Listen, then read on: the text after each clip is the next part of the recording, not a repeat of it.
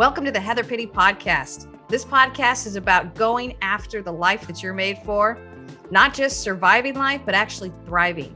So thanks for joining us. Let's jump in.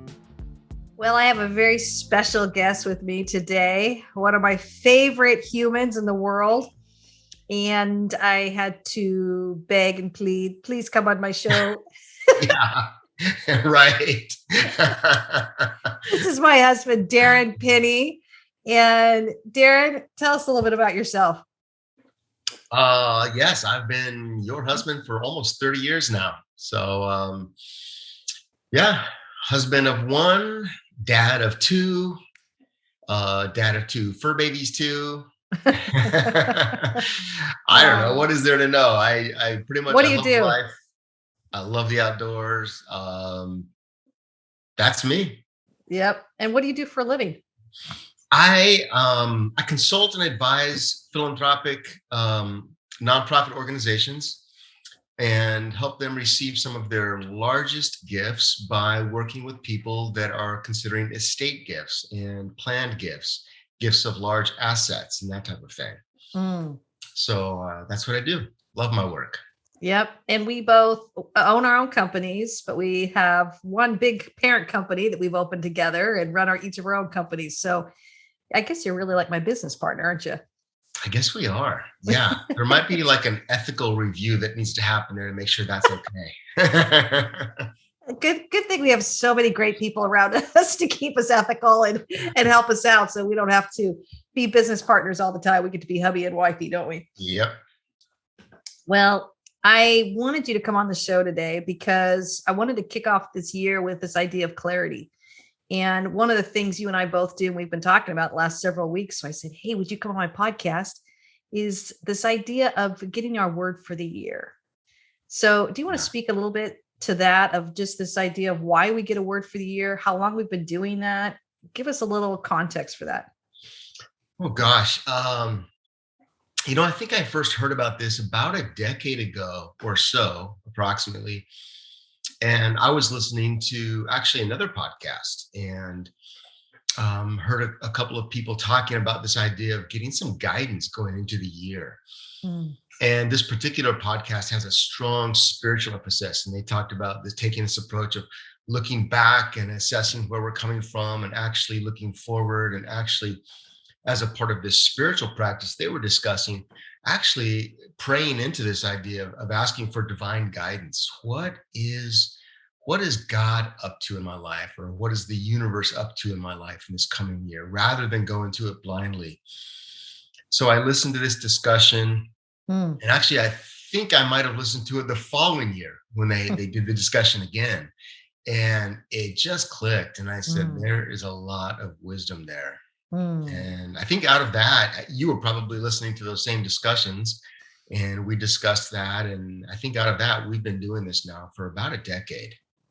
We have, haven't we? And it's helped us reflect back on the year and to look forward. And in fact, you came up with this great idea. And honestly, it's a great party. And you were always coming up with party ideas. Tell our listeners a little bit about our New Year's Eve party that we had. Oh, yeah, that was a lot of fun. Well, we wanted to host some friends, and we've got some good friends that we do life with. And we said we wanted to look back at the last year, but, sometimes looking back at 2020 and 2021, for some folks, it's really a struggle. So we didn't want to spend too much time on that. We wanted to spend the majority of our time now. And we did that last New Year's Eve, looking forward. What is 2022 about? So we glanced back, but really looked forward in terms of what we wanted to be anticipating and living into this coming year. And I loved it. I mean, I still can remember some of the words. These are some of our dear friends where when they come to mind, I want to think about what it is that they're really focusing on this year. Yeah. And I still remember some of the words. Can't you? Oh, yeah. Oh, absolutely. Yeah. Absolutely. Legacy. What were some other ones?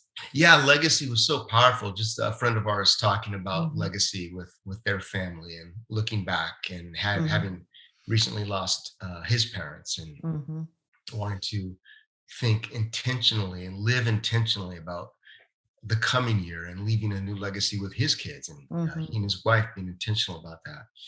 I remember one of the words that somebody shared was this idea, very organic word that I just loved, and the word was bloom. Oh That yeah, I this was remember a that one. year of blooming, and Mm-hmm. not really knowing exactly what that meant, but living into that. And someone else, a similar type of word was grow. Mm-hmm. And I mean, it was just such a rich time and a lot of intentionality and a lot of rich discussion. And it's neat because we know these folks and we get to walk this year with them and they with us, Mm-hmm. and just check in on these things occasionally and not leave it to chance, and not Mm-hmm. live with the wind blowing us in whatever direction, but with an increased level of intentionality, I think is what it is. Because you don't drift into the life you want, do you? No, we don't. No.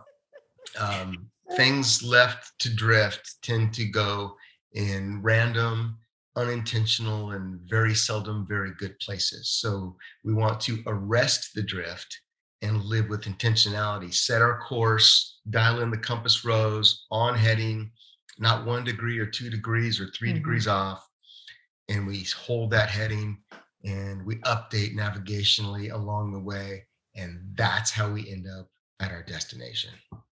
Well, and part of where I'm kind of laughing at our private joke, I think it was a couple years ago, and I probably was going on about something. And I remember you saying, Hev, you don't drift in the life you don't drift in the life that you want.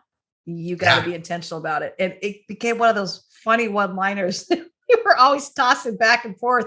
And it was one of those poignant moments. And you're always so good at these one-liners and you know how to capture it. But I'm telling you, it really shifted my whole paradigm where I thought, that's right. You don't drift into and fill in the blank. You don't drift into starting the business you want. You don't drift into a great marriage. You don't drift into Right. good intentional friendships. You don't drift into making money. Fill in the blank. You don't drift into it. Right. Anything that's worth having takes intentionality, doesn't it? Absolutely. And I remember the discussion we were having. And it's just related to such a bigger picture too, even in physics. Things are in a constant state of falling apart. There are laws of physics that tell us that. And you and I, at that time, we were having a discussion about living a life marked really specifically by freedom. And as we talked about that, it just hit me that we do not drift into freedom. That if you look at the history of the planet Earth, in every nation, nations actually drift. If it were unintentional, it would drift into a state of bondage or servitude to somebody or something. And if we want freedom, we've got to be intentional. We will never drift into a life of freedom. We've got to constantly be on guard for the things that will bind us. You're right. It was freedom. That must have been my word for the year. It was. I think that was quite a few years ago, but it was. Yeah. It was my freedom cry. And then you're like, drift into freedom. Yeah. Right. I think we had Braveheart slogans around the house that year. Freedom. We got some Scottish in us, don't we? We must. Let's just go with yes. Let's go with yes. We're total butts. Okay. So let's get back to what was your word for last year? What did it teach you? And then where I'm going with this. I want to talk about your word that you have for this year, but start with what your word was for 2021 and what did you learn from it? Yeah, my year for 2021. Well, I'm going to go back 2 years if I can, because I think 2 years ago, the reason I bring that up is because we were entering into what we didn't even know was that year of the pandemic. But going into that year, I had a word that I felt just like, yes, this word is calling to me. And it had to do with kind of simplifying my life and bringing things into focus. And rather than moving in multiple directions, I wanted to be moving in one direction and unifying this idea of oneness in my own life and decisions. And the word I had in 2020 was fidelity. And just this idea of oneness. And there is one big idea, and I am one man. I have one life. I have one wife. And today is the one day I have, and kind of this fidelity and focus on the one thing. Mm. Little did I know in 2020 how important that word would be, Yeah. and the Yeah. mayhem that that year became for so many of us. Uh-huh. And I'm not going to say it was mayhem, because for me, and I almost feel guilty saying this, it was a year that took my busy life of travel and Mhm. hotel stays and airports and clients in multiple states, and it became a year of, ooh, my business just stopped. Okay, how do we Mhm. restart this? And Mhm. Zoom became my new business, and all of my communication became, very simple and very focused. And as an act of fidelity, my life became focused. I had no idea that was the direction of my year going Yeah. into it, but I do think I had some divine guidance and Mhm. preparing me for that. So Mhm. that was 2020. And then at the end of 2020, just reapproaching that idea of what will 2021 hold for me. And the word I got going into last year that just gave me so much energy was the word homecoming. Oh, yeah. I was trying to remember what it was. Yeah. Oh, I mean, I get a lump Mhm. in my throat just thinking about that word, because Mm. that's what the year became for me. It's what I wanted it to Mm. be, but I couldn't have articulated what I Mm. wanted the year to be. Mm. But it was a building and a deepening and an enriching of fidelity. Mm. And I've always loved my home. I've always loved being home. Mhm. And I've always loved being grounded. And last year was just such a rich experience for me of enriching everything that's close to home, Mm. relationships with my neighbors, my closest friends and allies right here in my own town and Mhm. community and neighborhood. Mhm.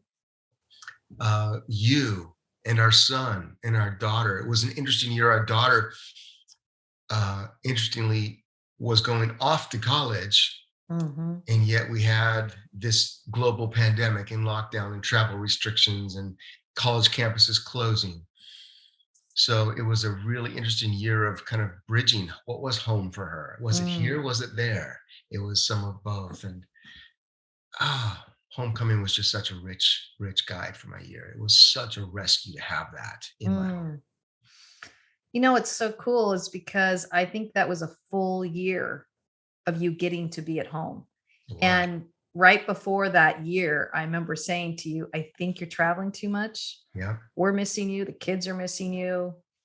You don't want to miss out on their, senior year. And you don't Yeah. want to, I know your heart for your kids, and your business was getting so busy. Yeah. And I guess the cost of success, but Right. we started really seeing, is this worth it? And so COVID kind of answered that for you. So I find that interesting Yeah. that that was your word for the year. And we had no idea that Yeah. it would be pivoting more toward you with even managing the house, the kids, everything. Cause my business was growing exponentially with it all being virtual. Mhm. And yours got to come to a nice gentle slowdown. I mean, it didn't stop altogether, but it just got to slow down. And instead of get on planes, you just got on Zoom, which was Yeah. saving you hours Yeah. of Oh, travel time and just being away from the family. And it allowed me to continue with my pace of work so that you could step in and do the stuff you were loving to do as a father that I got to yeah. hand off more as a mother. And Right. that's interesting that you mentioned that. Yeah. Yeah. It was. So I do. I think the word rescue just felt like such a rescue. Mm. This guiding principle over the years of fidelity and then homecoming. It just was so good for my heart, and I think Mm. my role in the family was stabilized by those Mhm. guiding words. So, well, I want to kick it back to you, because Mm. what about you? Your word last year or 2 years, whatever you want to share Yeah, your thoughts. my word for 21 was compassion. Mm, And I remember in the heat of a moment where I was not being kind to myself, our self-talk could be so harsh. And I literally was like, what's my word for the year? What's my word for the year? I can't can't remember my word for the year.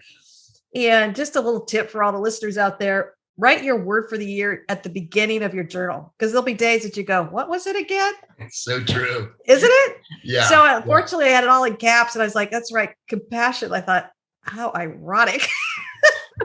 So for me, the compassion was less about being compassionate toward the world and honestly learning to be compassionate to myself. And I wouldn't even say that I mastered it. I would say I just grew my self-awareness on my self-talk. And I think one of the things I truly believe is the way we talk to ourselves will be the way we start talking to people. Oh, yeah. And how we love ourselves is how we love other people. And so if I want to be a better friend, mother, wife, coach, fill in the blank there, I could see that I had some inner work to do. And the compassion needed to start with me first so that it could authentically flow out of my relationship with myself. And since I'm a person of faith, my relationship with God and myself, and how I was having my inner dialogue going on. And compassion was really an important awareness.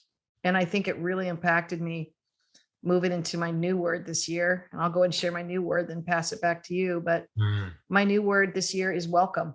And it's this idea that I want to be so intentional about welcoming in all the good stuff in this life, all the abundance, all the love, all the peace, all the joy, all the divine guidance, all the wisdom, the discernment, all the great stuff that this world is made of, faith, belief. I want to welcome all that in. And I think we spend a lot of time rejecting things or trying to build barriers against things that are dark or evil or hard, or, I think I just thought, I'm kind of over that. I want to pivot over to, how do I throw my arms out wide to the world and say, what do I get to welcome in? I'm real clear of what I need to reject. I'm real clear of the boundaries I need to have around toxicity. But what do I get to welcome in? Yeah. And I think I am more excited than ever to step into that word and welcome 2022. Oh, yeah. And all that is here for me. What does it feel like to anticipate something versus dreading something? And I think we've lived with a lot of growing dread throughout the last couple of years, and what the pandemic has done to a lot of our emotional well-being and our psyche and our just kind of moving things around for us and creating unpredictability, to be able to start saying, no, I think one of the most defiant acts I can do right now is to say, there are so many beautiful, good things still in this world. How do I welcome it in? That's good. So what's your word for the year? Yeah. Well, I'll tell you a story how I kind of found this word. I was talking to a gentleman who's a bit of a mentor and a guide and a sage in my own life. And just talking about, quite honestly, a struggle of mine. And that struggle has to do with some long, deeply held historical beliefs in me that I've got to do things alone. And I don't get help. I don't get support. It's up to me, and I have to make it work. And it's been a struggle, and I'm trying to be intentional and grow in that. And in response to that, he just so clarifyingly said, it's really unkind to say to ourselves, I've got to get it all together. I've got to get it together. And he said, actually, the truth is, you get to do things with other people together. And he used the same word in both the negative and the positive connotation. He said, the self-talk of, I have to have it all together. He said, no, you don't have to have it all together. Rather, you get to do it together with others. And it just, this burning arrow of the word together hit my heart as he said that. And I knew that was the word for the year, together. And I don't think I can even say much more than that, because I still don't know everything this word means for me.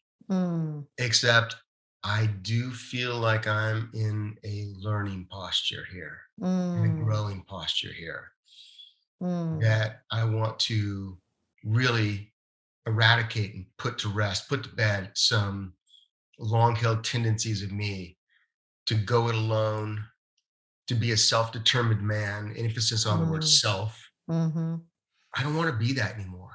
I want to eradicate that. And just as I was beginning to write some thoughts about this word, I heard somebody say, this is somebody who's achieved quite a bit in life. They said, anything worth doing is going to require others to do it with you. mm, I was like, oh, that is so good. It's so mm. good for me to hear because the poser in me that says, would say something like, anything worth doing, you better know how to do it yourself. I'm like, what kind of a mentality is that? Well, it keeps your world small too, doesn't it? Oh, it does. And it It keeps keeps you your locked in a world cage. exactly. Mhm, Exactly. I'm putting that to rest. I'm mhm, eradicating that from my life. I want to do life together with others in community. I don't have to have it all together. I get to put my arms out and invite others in with me to do it together.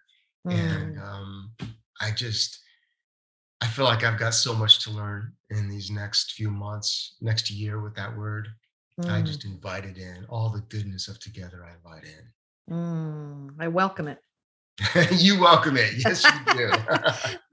Okay, so let me ask you this. Where do you feel like you are doing together well, and where do you feel like you would like to do it more in this coming year? I don't know if I'm doing it really well anywhere right now Mm, because I'm evaluating everything. mm, I believe right now I am in the troubleshooting phase of the word. Where am I still making agreements that I've got to do life alone? mm, In my work, in my friendships, in the family, in my closest relationships, in things that I want to grow. I I don't know if I'm doing it well anywhere, to be quite honest. And that I don't mhm, mean that at all, like I'm shaming and I don't need, mhm, affirmation. Oh, you're doing no, it's not that. I really don't know that I'm doing it well anywhere. mm, And that's why I believe God is taking me into this. There's a better way, Darren. I want to mm. show you a better way. I And I love just want that. to say, yes, I'm ready Mhm, for the better way. that's beautiful. Yeah. Wow.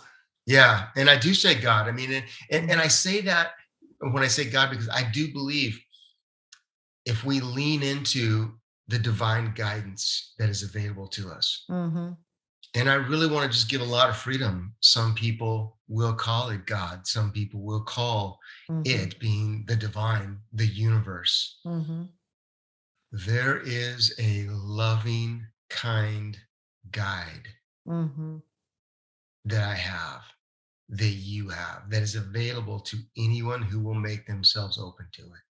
mhm, And I just want to leave it at that. mhm. That's And beautiful. yeah. What do you want to model for your kids? Oh gosh, that's a loaded one, huh? Well, starting with this, especially for my son, I think, Mm, son, you don't have to be a lone ranger in life. mhm, And I mean, to think that for almost 17 and a half years, I've modeled for him a lot of dad's belief and working assumptions that he's got to do it alone. I want to undo as much of that as I can. mhm, And I want to model for him, son, it's all going to go better for me and for you mm, if we can do life in community, in everything, mm, our work, our biggest dreams, our goals, our planning. mhm, You have a partner in life. You have multiple partners in life. You have the divine, you have your spouse, you have your family, you have friends, you have other resources available. You could pay people to partner with you in some things, mm, but you do not have to do it alone. That's what I want to model specifically in this next year. mm. That's beautiful. Yeah, yeah. Um, I think there's a little bit of a gender discrimination here too in this, and I don't mean that in a accusing way of discrimination, but I mean like I think the idea of going alone is a little bit of a masculine bent that society tells young men and maturing men and developing men and grown men, you are better and stronger if you can do it alone. Mm. And I just want to call that out as false, false, false. Now, yes, if you're stranded on a desert road and you have a flat tire, you better know how to change a tire alone because there's no help coming. Mm-hmm. And there are some things you need to be able to do, but to not make agreements with this is the predominant paradigm that I have to do life in alone, that is not true. And as men, I want to scream and model out to this. No, that is not true. We get to challenge that assumption. There's a better way. And I'm starting with myself. I love that, because I was going to ask you, where do you think this comes from? But it sounds like it's a message that has just gone way back for as long as you can remember, huh? Yeah, it goes back early in my story, just my, family of origin type stories, things that I felt for, the circumstances I was in. Looks like this is up to me. Oh, looks like I've got to figure this out, and you do that enough times for enough years, and it just becomes kind of this paradigm that you live from. And here's the thing, sometimes it works. And every time it works, it's a little bit reaffirming, like, yeah, look at that. I did that alone. And look, I even got some kudos. The boss noticed, or the company noticed, or the family noticed, or hey, my buddies noticed. And every time that gets affirmed, not that affirmation is bad, but sometimes we have the false self affirmed. And that can be even more insidious, because I want to live out of my truest self, not my false self. Yeah, we don't want that poser being affirmed. And I know we've both experienced it on both ends of the spectrum, where we've gotten it affirmed and where we've gotten it rejected. And then we realized, I think I just got rescued here. Yeah. That's not what I want to be anyways. Right. Let me ask you this question. What are you hoping that this word will do for you by the end of 2022? Oh, I am hoping that it will open new pathways to life for me, specifically in how I learn to collaborate and achieve and accomplish greater things than I've ever done or could do alone. And even saying that, I'm like, wow, I guess I have a lot riding on this word. But I really do. I anticipate, if I can bring some people in and collaborate and really do this together business well, it's going to open some whole new doors. I think it'll open, it's like being on a big pasture and just blowing the fence down and saying a whole new field is available now. It's going to take me to places where entirely new fields are available to explore, because I'm willing to do things together. That's what I hope. I welcome it, babe. Yes, you do. Well, what about welcome? And if you could, are you pinning any hopes on welcome? I was thinking what that it'll bring you, or what? I think more joy, more peace. And you know me, I'm a hard worker. I stay focused. I love my work, love what I do, but I don't want my work to be motivated out of any kind of striving or anxious thinking or anxiety or fear of dropping the ball or fear of not being enough. Yeah. I want all my work and my play to come out of a place of peace. And I want to be motivated by peace. I want, when I step into conversations with clients, it's with peace. When I chat with my teenage daughter and son, it's coming from peace. When I meet my neighbor down by the mailbox, we stop and chat over, it's motivated by peace, not I got to quick get back. And I think it's just this part of the word welcome is really cultivating a sense of being fully present, because this idea of worrying is really about sucking you into the past or sucking you into the future. It's not about being fully present. So when I start to chew on things and my mind chatter is going a mile a minute, my false beliefs are creeping up everywhere. Yeah. I think it's that awareness that I don't have to live that way. Hmm. I am not a victim to my mindset. I am not a victim to that. I get to welcome in new ways to think, new ways to be motivated, new ways to feel, new ways to say, no, thank you, and not feel Yeah. guilty. Yeah. You know, some of my Yeah. issues on that with people pleasing. Oh, And no. I love that you don't have those issues. I welcome in your ability to put down strong boundaries and not care what people think. Well, I I welcome in your ability to collaborate and work together with people. together. Yeah, I'm good So at that, aren't I? as we each take our journeys and live within our words, we can lean into the wisdom of the other person's journey as well. That's beautiful. Well, I want to leave our listeners with some encouragement because this, of course, is not a sell or a pitch to choose a word for the year, but really more importantly, focus on where you want to go. Focus on what you want to get out of this year. If a word helps, choose a word. Mm-hmm.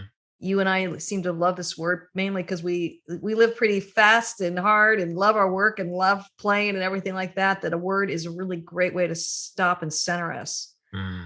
And for me, it's about more peace, more joy. For you, I wrote it down because it was so good. It's about new pathways in life to accomplish greater things. Oh, wow. Isn't that a great definition? I said that? You said that. It was really Wow. good. The pressure's on now. I got to do it. Well, I guess that's the encouragement that I would leave everybody with is choose a word that brings more peace, more joy, that allows you to create new pathways in your life to accomplish greater things. I just loved how you phrased that. Mm. Yeah. So I guess I want to ask you, any last parting words you want to leave our listeners with and encouraging them for 2022? It's not too late. I mean, Mm, we're at the end of the first month, but you didn't miss the boat.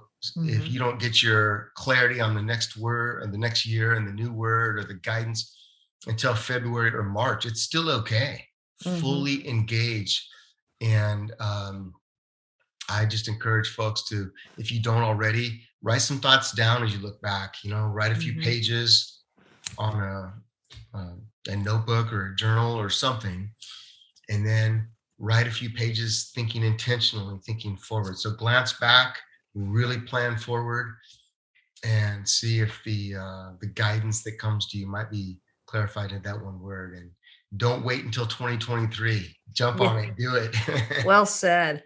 The other thought I had too was if it feels too good to be true, Uh, that's way back when with the word freedom. But one word that's really coming to my mind is abundance yeah, because I was struggling with the scarcity mindset. yeah, And it was, I want to say almost 12 years ago.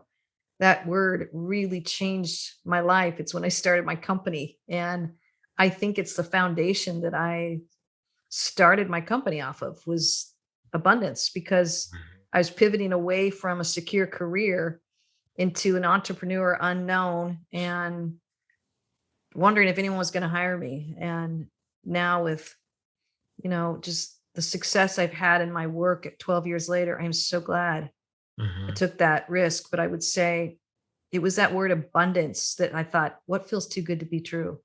An abundance of clients, an abundance of resources, an abundance of people to support me and to come right, alongside me and help me, everything from website to client relations, to everything, yeah, marketing.